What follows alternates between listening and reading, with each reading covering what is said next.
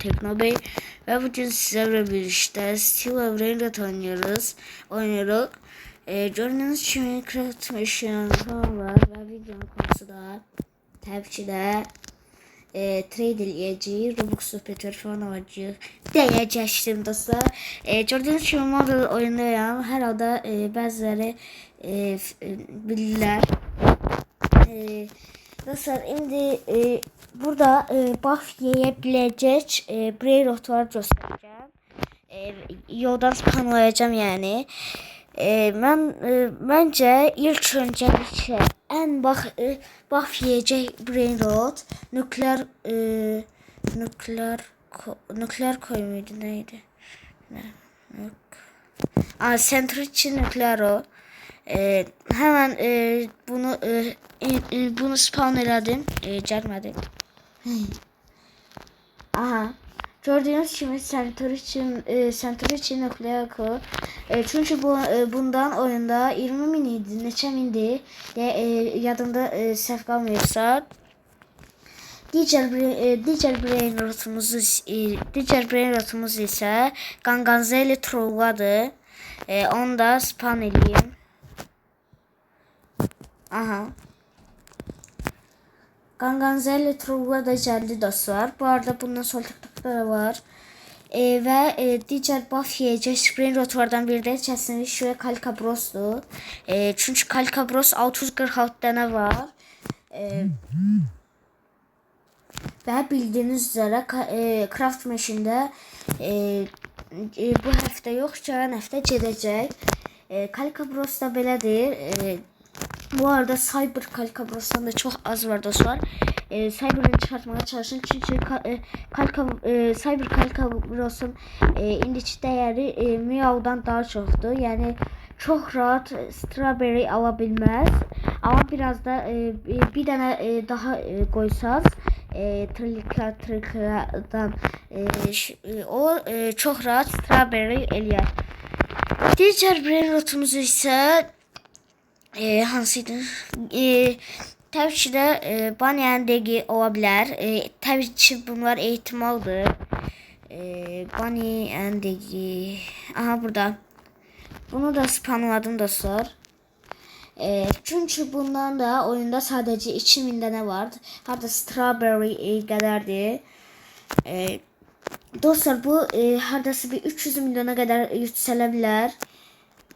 Diğer buff yiyecek craft veteranlar biri de Pretse Robot'dur dostlar.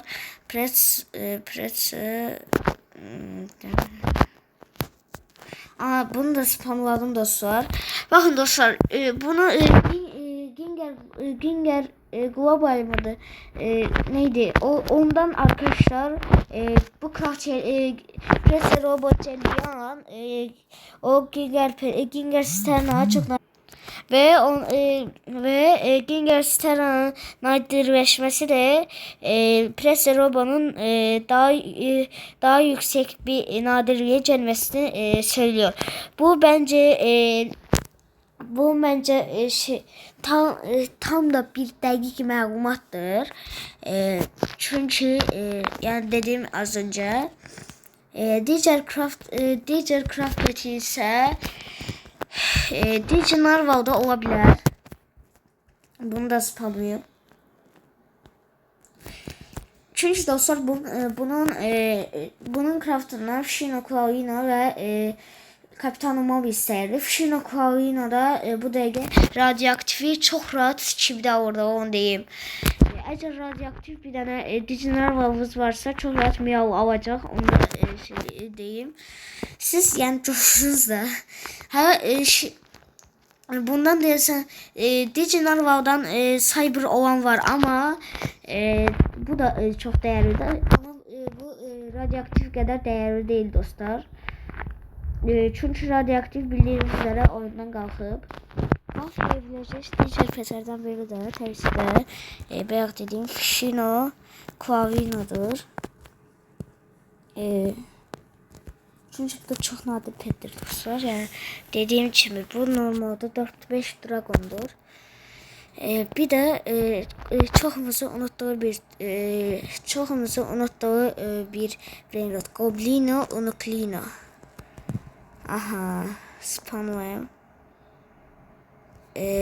Dostlar, çünkü bu da sən deyirsən bunu çox az bunun eventini çox az elədi. Ona görə də buff yeyə bilər. Digər buff yeyə biləcəyiz Peter'dən biri də təbii ki Griffin'dir dostlar. Bunu da hemen spawn elədim. Çünkü dostlar bundan da bildiğiniz üzere bana yanında ile eyni exist'e sahiptir. Çünkü bundan da oyunda 2000 tane var. Bu belki ilerleyen zamanlarda OG oldu. Bilmək olmaz. Ya da 500 milyon değerini kalkıp secret oldu. Oyunun en değerli secret olmaya devam elədi. Diğer buff biləcək PC'den biri de Tobi'dir. Bunun da exist'i çok az tapılır ve bu brain rot'ta çok az tapılır ve çok nadirdir.